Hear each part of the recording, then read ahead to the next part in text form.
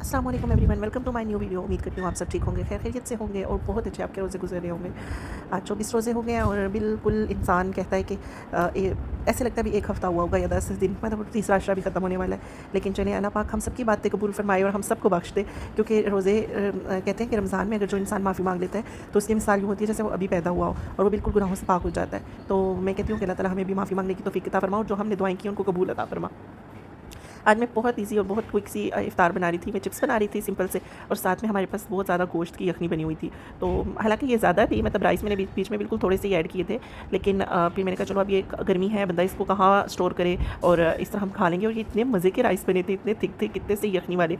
इसमें आपने सिर्फ चावल शामिल करने हैं और फ्राइड अनियन मेरे पास पड़े हुए थे ऊपर, वो शामिल कर लिया। अलग से प्याज़ फ्राई करके रख लें। बीच में मैंने कैमरा ऑफ कर दिया था क्योंकि ना अब इतनी देर में क्या आपको दिखाती कि यखनी उबल रही है, राइस डाल रही हूँ। मैंने यखनी के अंदर चावल डाले, थोड़ा सा नमक ज़ीरा शामिल किया, ऊपर बस फ्राइड अनियन डाले, एक हरी मिर्च डाली और उसको इस तरह से पकने के लिए रख दिया।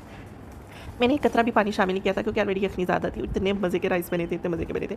आपके पास भी अगर इस तरह के सालन वगैरह गोश्त का बच जाए तो आप ऐसे कर सकते हैं। ये न्यू आइडिया है और बहुत मज़े का आइडिया है, मतलब कामयाब आइडिया है। सक्सेसफुल रहा मेरा ये एक्सपीरियंस भी। उसके साथ मेरे पास काले चने पड़े हुए थे। मैंने कहा चलो काले चनों वाली भी चाट बना लेती हूँ, केचप और चटनियाँ डाल के, और इस तरह बड़े मज़े की, ऊपर थोड़ा सा योगर्ट ऐड करके, टमाटर और हरी मिर्च। आप में से अगर किसी ने काले चने की चाट कभी खाई है तो ज़रूर बताइएगा। वैसे बहुत मज़े की बनती है, बहुत ज़्यादा मज़े की बनती है। हम अक्सर इसको अपने घर में बनाते हैं। एक तो ये हेल्दी भी होती है और इससे ना आपको सही एनर्जी भी मिल जाती है। और बस इसके अलावा यही है कि आजकल इबादत की रातें हैं। मैं वैसे एक बात सोच रही थी, बहुत से ममालिक में 25वां रोज़ा चल रहा है और हमारा 24वां चल रहा है। तो देखिए जो रात होगी, शब कदर होगी, वो तो एक ही रात होगी ना पूरी दुनिया में, अलग अलग तो नहीं होगी कि आज पाकिस्तान में है, कल सऊदीया में है, परसों। तो मतलब मैं कंटिन्यूसली ये सोची कि इस तरह तो हर रात इबादत की बनती है।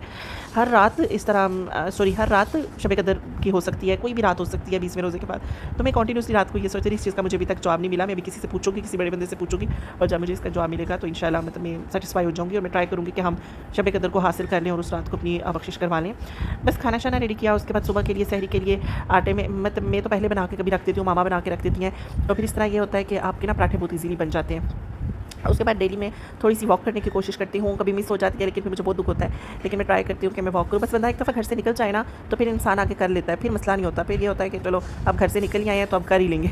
घर से निकलना मेन पॉइंट होता है कि घर में क्या होता है, बस सुस्ती आई भी होती है, हाय अल्लाह बैठ जाते हैं, हाय अल्लाह सो जाते हैं, हाय अल्लाह लेट जाते हैं। लेकिन जब आप एक दफ़ा घर से निकल जाते हो वॉक के घर से, तो फिर आप कहते हो कि आप सारे राउंड्स और अपने सारे स्टेप्स कंप्लीट करके ही जाने हैं। तो मेरी भी मिसाल कुछ यूँ ही है। घर में होती हूँ तो सुस्ती आई भी होती है, बाहर जाती हूँ तो बस मैं कहती हूँ कि नहीं अब आ ही गई हूँ ना, अब चाहे घंटा लगे, 2 घंटे लगे, 1 घंटा लगे, 15 मिनट लगे, 20 मिनट लगे, अब इसको कंप्लीट करके ही जाना है। और फिर मैं अपने टारगेट को अचीव करके ही जाती हूँ। वैसे आई फेल्ट जैसे जैसे रोज़े गुजर रहे हैं ना, तो इंसान को ना अंदर से ऐसी वीकनेस होती जा रही है। जैसे पहले तो बिल्कुल भी भूख नहीं लगती थी, चाहे सहरी में आप थोड़ा खाओ, ज़्यादा खाओ, रोटी खाओ ना खाओ, लेकिन अब जैसे ही एक के बाद 2 होते हैं तो भूख लगना स्टार्ट हो जाती है, और इतनी ज़ोर से लग रही होती है, ऐसे ना दिल के ऊपर भूख लग रही होती है।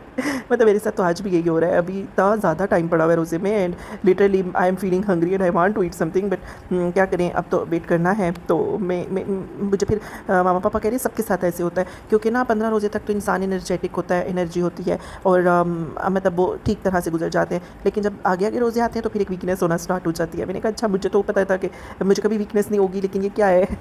ये सब हमारी अपनी सोच है, हमारी अपनी थिंकिंग है, हमारा अपना ख्याल है, वरना अल्लाह को किसी का भूखा रहना नहीं चाहिए। ये अपने खुशू खजू की बात होती है, अपनी इबादत की और अपने हौसले की बात होती है। और अल्लाह पाक सबको सब्र अता करता है, सबको हिम्मत हौसला देता है। खैर, वॉक पे वापसी पे फिर मैं नमाज़ पढ़नी होती है, और नमाज़ पढ़ के जल्दी से फिर मैंने बस लेट जाना होता है। मिलते हैं नेक्स्ट वीडियो में। अल्लाह हाफ़िज़।